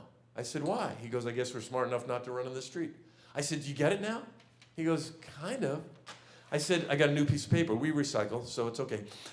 New piece of paper, and I wrote homework first. I said, Caleb, remember when you were like in 6th grade? How you would come home from school and homework was a pain? He goes, yeah. I go, you remember? It was like, no, I don't have any homework today. And then we'd tuck you in bed at night and you'd be like, oh, I forgot I got a vocabulary test tomorrow. I goes, yeah. You were a nightmare. And then one day he literally came home from 6th grade and went, I have homework, but I don't want to do it. And I'm like, why? He goes, I've been thinking all day. And I want to go, oh yeah, you think that's not fair? Anyway, so we made him do homework first. I said, why? And I helped him by writing the word fail. He said, oh, so I wouldn't fail my classes. I said, exactly. Caleb, by the way, Caleb, you didn't have to do your homework first, really. You came home, you got a little break, and you got a snack, right? He goes, yeah. And then after the snack, you did your chores. By the way, your kids should have chores and they should not be paid for them. Chores are like a little mini reset button that says to your kid every day, you do not exist, the family does not exist for you. You exist for the sake of the family. The world does not exist for you. You exist for the sake of the world. Mom, Dad, we are not here to serve you. You're here to serve the family. And it's not because we're lazy. It's because we've got to prepare you. Just so you know, the most respected longitudinal study in history was done by Harvard. It's called the Harvard Mean Study. It was from humans who were born past middle life. They followed them. The people who they rose to the top of their metric of what they felt was successful humans, they all had one thing in common. When they were kids, they had chores and they were not paid for them. Why? Because it resets them every day about what's important. You're not the most important. It's not about you. By the way, your kids should have allowance, even if it's just a little bit, and they should be allowed to, it shouldn't be associated at all with chores. It should be free. They can do whatever they want with it. Learn to succeed and fail with money as part of preparing them for the future. By the way, you can listen to what I just said and you can disagree with it. It's America. You have the right to be wrong. But anyway, so I'm a nice guy. You want to hang out with me, don't you? You want to go boating? Okay, watch. So I said, Caleb, do you have to do your homework first now? You're in 8th grade, you're on the honor roll. He goes, no, I don't. I said, do we ever ask you about your homework? He goes, well, Mom does sometimes. I said, yeah, she's working on that. She laughed. I said, Caleb, every fence we put in your life, and then I erased part of the fence, and I drew a gate and an arrow. And then I drew a bigger circle, and I wrote the words, more freedom. I said, Caleb, in every fence we have in your life, there's a gate. And we want you to show us you're so responsible that we will open that gate for you. In fact, you're in charge of that gate opening. And when you show us that you have that you can be trusted with the freedom you have, we want to give you more freedom, because one day you're going to leave the house and there's not going to be any more fences or gates. We got to prepare you for that. And if we can prepare you for that, the sooner the better, for our sake, because we're more important than you. Okay, so he laughed, and immediately Caleb goes, can I have a cell phone? I'm sorry, he said, can I have an iPhone? He wanted an iPhone so bad. He was the only kid in our town who had one of the, I'm sure of it, a flip phone. his friends all had the push-up phones at the time or the iPhone, and he wanted an iPhone. That's all he wanted one so bad. And so I said, yeah, you know, he hated his flip phone. Why? To text the letter C, 1, 2, 3, right? He hated it. Anyway, so remember those phones you had to, anyway. So I drew a picture here, and I drew a picture of a circle and a picture of a flip phone inside, and I wrote the word iPhone up here. I said, Caleb, you can totally have an iPhone. And he said, I can? What's the trick? I said, all you have to do is you have to be responsible with this phone. You know, you can't be on it in the car. I believe, in the master class, we cover 6 big issues toward the end of the master class, and one of them is the issue of respect. Another one is the issue of screens. What do you do when it's out of control? We got behind it a little too late, and we had to kind of backtrack and reset with that. But, you know, I said, Caleb, you can't walk around with headphones in when there's other people in the room. Why? Because the person in the room is more important than the phone. It's a soft skill. You can't be on your phone in the car. You know, you can't be on it after you're supposed to be asleep. You can't be on it all the time. You have to have balance in your life. That's one of the big 6 is the word balance. Anyway, he goes, oh, you have to, when we call, you have to answer it. He goes, yeah, oh, okay, that's all? We said, yeah. Oh, and I forgot, Caleb. And I drew a dollar sign. And I said, you have to pay. He goes, what's that? I said, you have to buy the iPhone. He immediately goes, I don't have any money. Brooke goes, I have $822. She loves money. She babysat. She would save her birthday and Christmas money. She never wanted gifts. She wanted money. So this, by the way, shows you that a younger child might earn a freedom before an older child. It's not about a magical age. It's about showing you're responsible for the freedom you have and earning it. I said on a 3x5 card, I wrote down the words, freedom is earned. Did you hear that? Freedom is earned. It's one of the best sentences I could ever tell you. Your kid should know and believe that they have the opportunity to earn freedom. I said, Brooke, hang this 3x5 card on the kitchen by the slash marks for how tall we're getting, underneath the other sign. In our kitchen, we have 2 signs. One says freedom is earned. The one above it says we are not the Kardashians. And we put it up there when Kim was all about selfies and, you know, and right when they were starting to become famous on the first version of their show. And we put it up there and we told our kids, you are not the most important person in the world. And if you act like you're more important than the rest of us, we're going to point at that sign and we're going to call you Kim for 20 minutes. And we do. It's way more fun with the boys than the girl. But anyway, we are not the Kardashians. And so I said, freedom is earned. We hung it up. I said, Caleb, you show us you're responsible. So Brooke could earn that freedom first, and it was all going great. Caleb went across. You want to motivate your kid to have a clean room? Associate it with freedom. You want to, Caleb, he was kind of lazy, still tends to be lazy, but he wanted that freedom. So we said, well, you've been wasting what did you learn about allowance? You've been wasting that money on cupcakes and donuts and candy. Your sister doesn't. She could get an iPhone. He went across the street and negotiated for 5 hours of work with the crazy lady. Are we recording this? Oh, we are. Shoot. We have a crazy lady who lives across the street, and her place is just a mess. He got $50 out of her that following Saturday. He ended up earning the money. He was motivated. Why? Because it was about freedom. He earned the freedom. He got an iPhone. And let me just wrap it up this way. One day, Brooke came home. Kristen had picked him up from middle school. I happened to be home, and Brooke came in first. She ran, and she goes, Abba, guess what I found out? I go, what? She goes, Caleb, he's been telling the leadership teacher that he's not feeling well. He's got to go to the bathroom. And he goes to the bathroom, and he sits in his stall and plays Madden football on his iPhone for like 20 minutes. His friends told me. I'm like, really? She goes, what are you going to do? I said, you know, I don't like tattling. Mom and I don't like tattling, but we're thrilled to have the information. I said, here comes Caleb. She goes, can I listen? I said, yeah, but pretend you're not. Go sit on the couch, look at something. So she goes over there, and she's all acting. And Caleb walks in. He goes, hey, Appa. I go, hey, Caleb, how's school? He goes, good. I said, how was leadership? He goes, good. I said, how was Madden football? He exploded. What? Brooke, why would, she ruins everything. He was just off I said, Caleb, go to your room. This is not a consequence, but I don't blame you for being mad. But we're going to talk about it. I'll be in your room in about 22 minutes. You know why I told him that? The part of the human brain that is open to persuasion literally shuts down for about 20 minutes when we're defensive or angry. You ever wonder why you have to say this to your kid? How many times do I have to tell you this? This is why lectures don't work. That part of their brain shuts down. Consequences associated with freedom, they work, not lectures. I said, 22 minutes, I'll be in. He needed more time that day than 22 minutes. He's so angry. Why? Because his daughter, he earned that iPhone. But here's what we've taught our kids, and here's my closing quick 2 things. The gates swing both ways. You get a freedom that you've earned and you show you're not ready for it, you lose that freedom.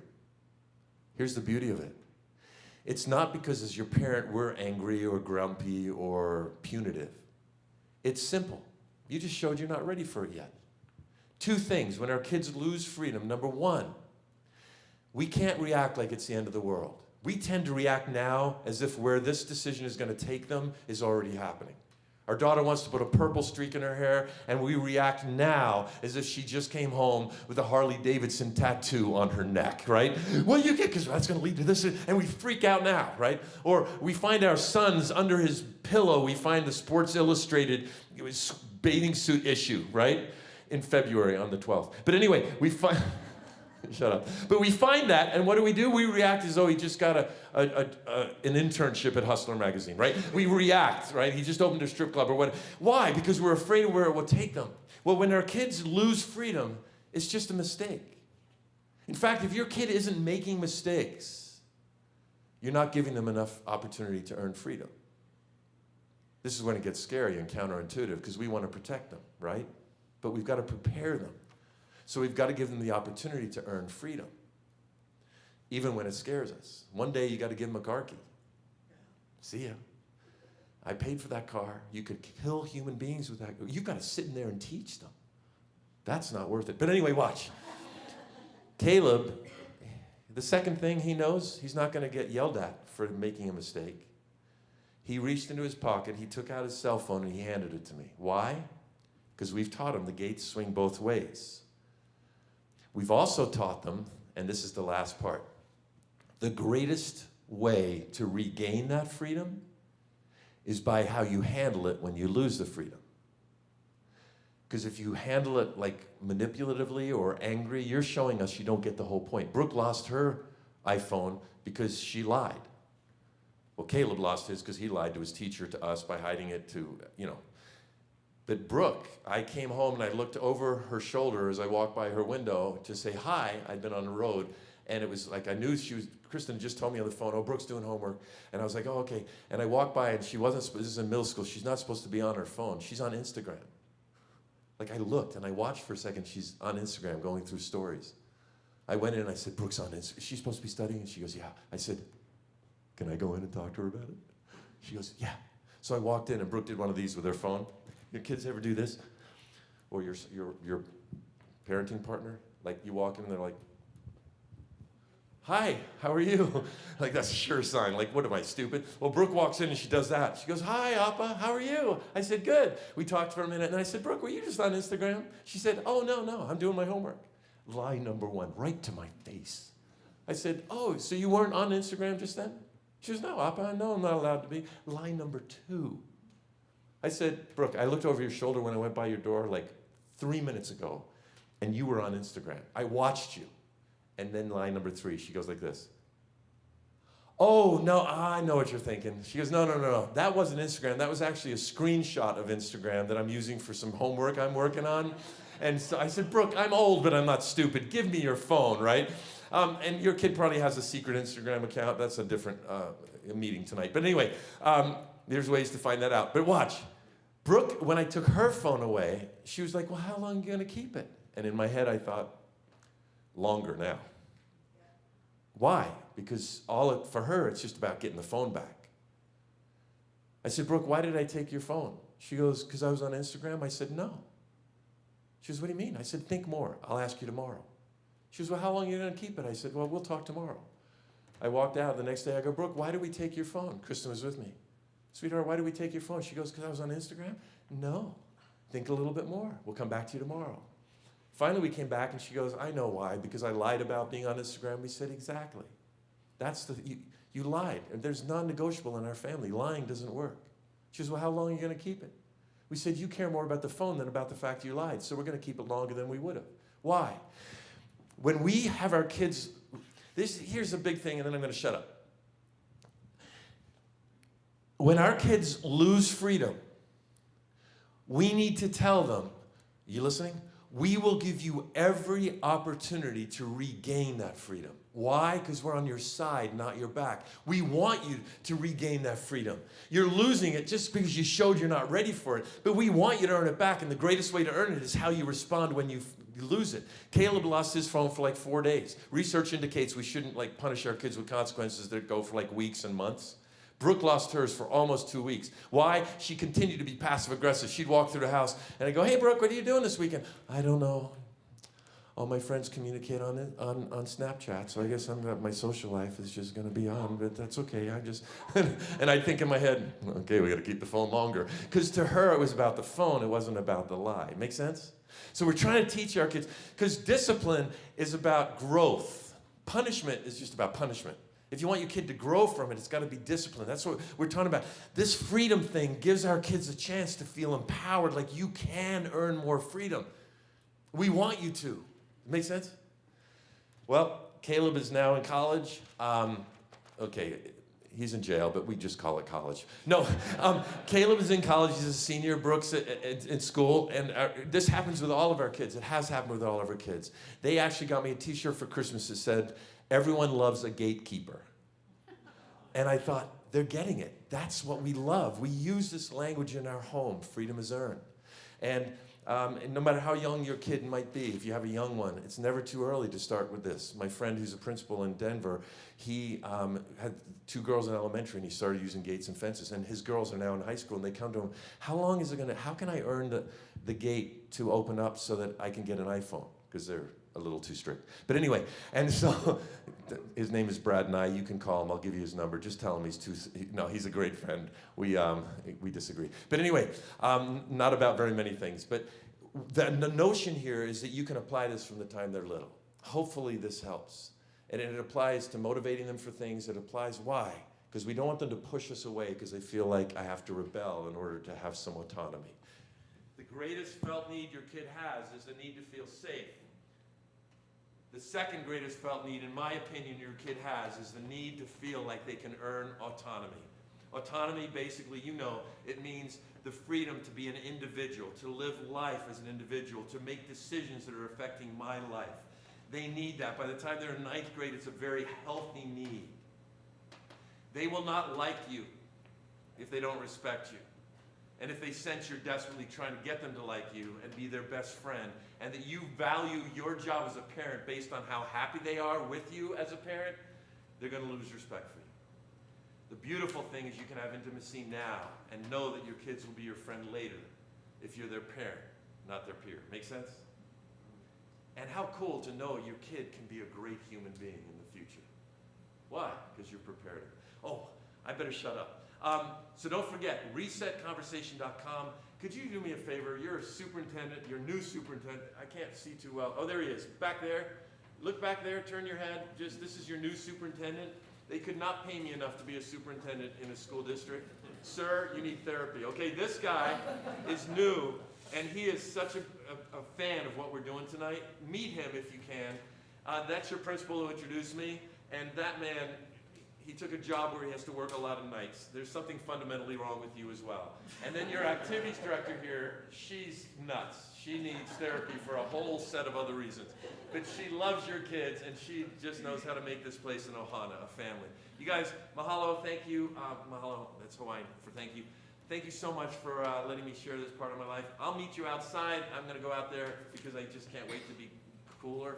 And I'm going to go outside, and that way these guys can lock up this building. I'd love to meet you, shake your hand. If you want the book, you can get it on Amazon. My last name is, if you just go to Amazon and search Tyler Durman, D-U-R-M-A-N, Durman. Okay, if you just put that in Amazon, it'll pop up. I've got 2 books. One's a short story book, and the other one's called Counterintuitive, and it's short stories. You might enjoy that. But the big thing is get that reset conversation. You guys, thank you so much. Thanks to the 3 leaders. I'll see you outside. Thanks, you guys.